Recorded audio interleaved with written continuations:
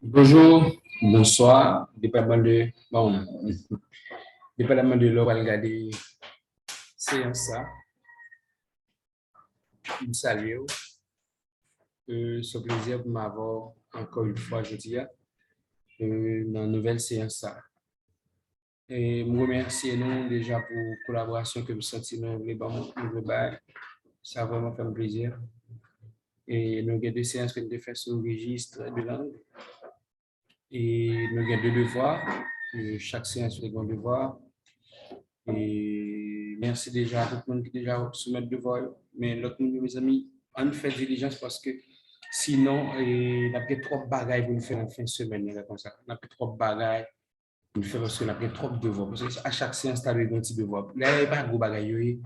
Et c'est ce petit devoir, et devoir qui est assez facile, assez facile. Et j'espère retrouver votre collaboration à ce niveau.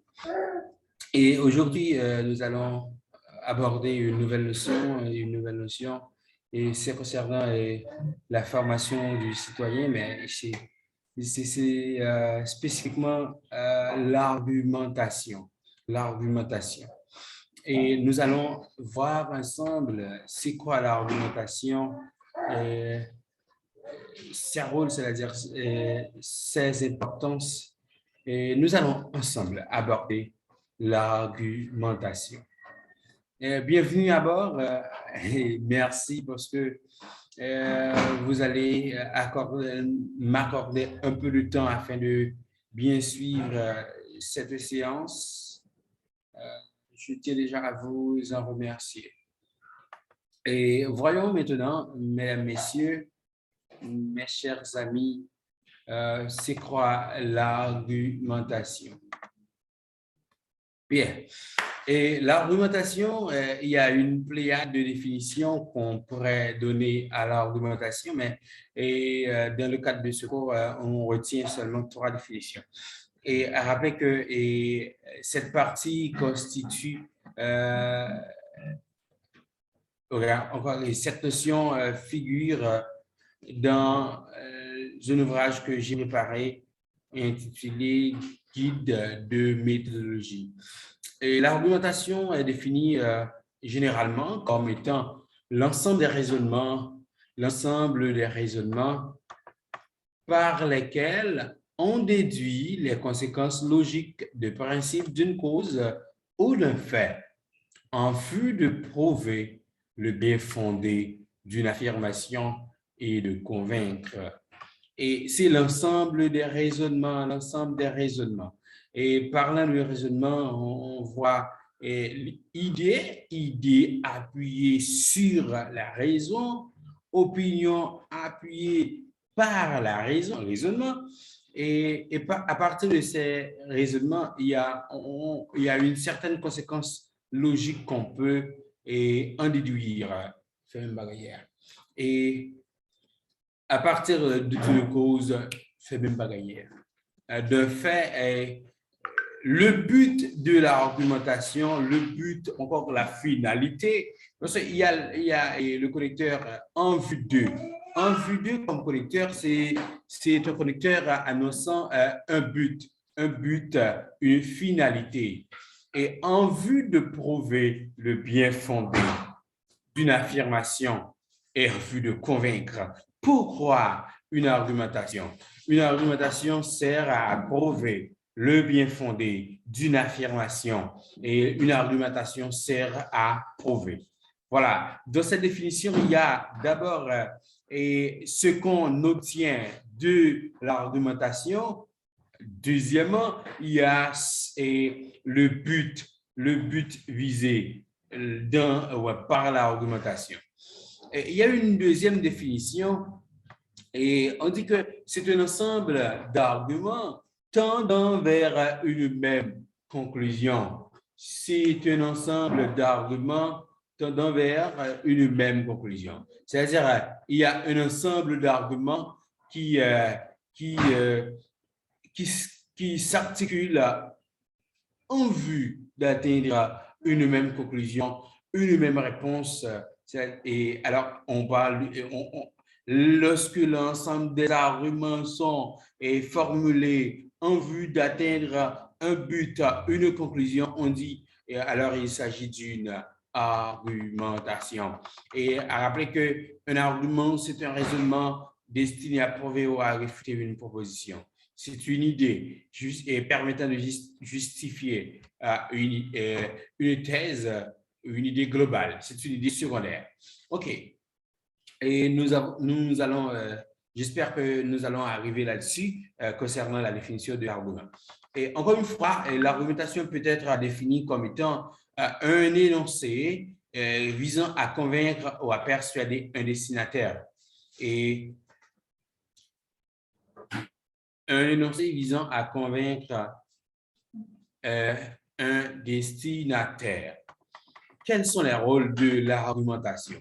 Et quels sont les rôles de l'argumentation? Et l'argumentation étant une stratégie, étant une façon de procéder, et joue les rôles suivants. Premièrement, elle permet de faire connaître sa position, c'est-à-dire voulant faire connaître sa position, on peut utiliser une argumentation. Deuxièmement, l'argumentation permet de faire admettre sa position à un lecteur, à un auditoire. C'est-à-dire, on peut faire admettre sa position à un interlocuteur, à un auditoire, à un lecteur à l'aide d'une argumentation. L'argumentation permet aussi d'ébranler ses contradicteurs. Et une fois, le fait d'être convaincant peut ébranler les contradicteurs. Et il peut faire aussi douter un adversaire. Parce que lorsqu'on est puissant, lorsqu'on est habile, l'adversaire est ébranlé. L'adversaire peut douter de sa capacité. Et il y a tant d'autres rôles que peut jouer et l'argumentation, contredire une thèse opposée, critiquer une position contraire ou éloignée. Parce qu'il y a ce qu'on appelle thèse défendue et thèse opposée. La thèse défendue, c'est ce qu'on essaie de prouver, ce qu'on essaie de justifier. Cependant, la thèse opposée, c'est ce qu'on essaie de réfuter, ce qu'on essaie de prouver contraire. C'est-à-dire, disons que Jean-René Chatti, c'est un beau garçon. Hein? Oui, c'est un beau garçon.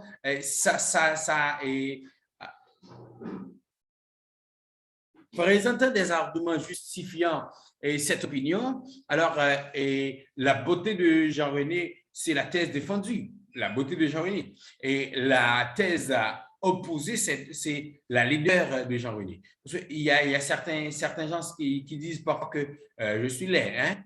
Et voilà, vous, mes élèves, vous savez que je suis beau, bah ouais. Eh bien, et l'ensemble des arguments avancés pour prouver que je suis beau, et j'ai un beau nez, hein, de beaux yeux, etc. Et ce sont des arguments justifiant ma beauté. Mais alors, la thèse défendue, c'est Jean-René est beau, et la thèse opposée, c'est que Jean-René est laid. Bien. Et voyons maintenant les différentes composantes de l'argumentation. Et quels sont les éléments qu'on doit retrouver dans une argumentation afin que cette argumentation soit convaincante?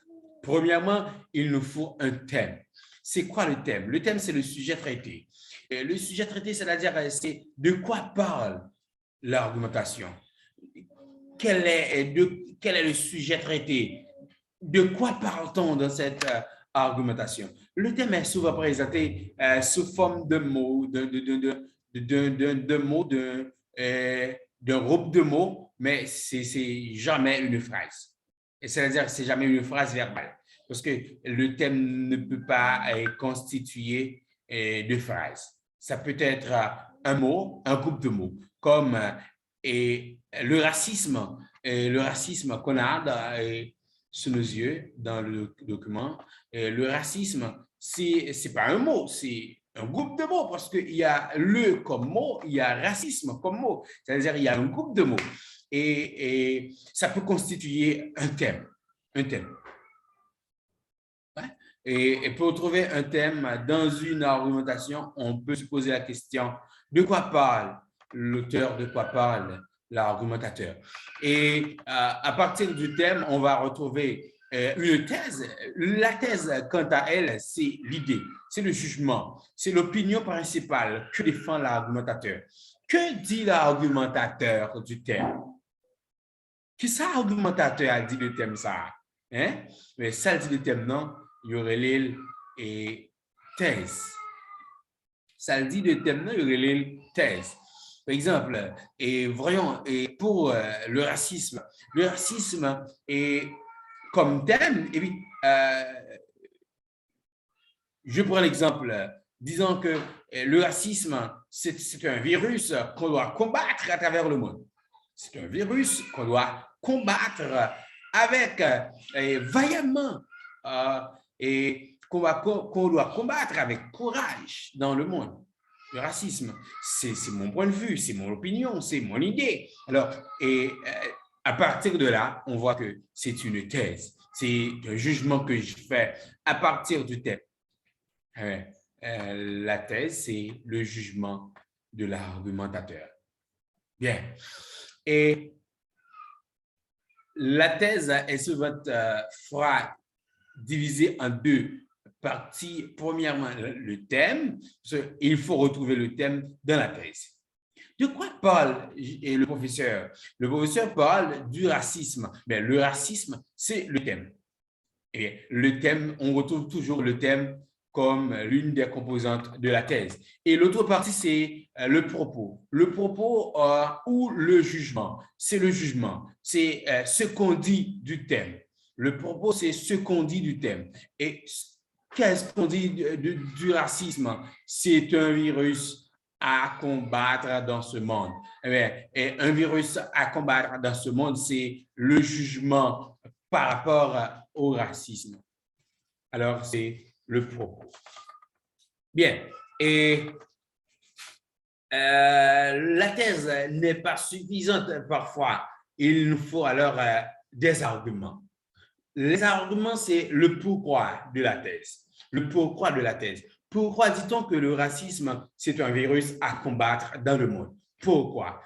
La réponse est le parce que de cette question, les parce que de cette question constitue l'ensemble des arguments avancés.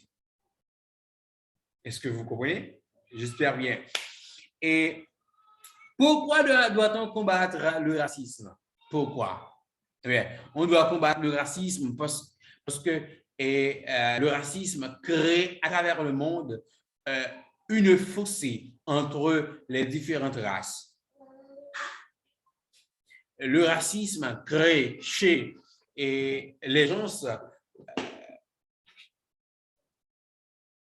un certain complexe soit d'infériorité ou de supériorité.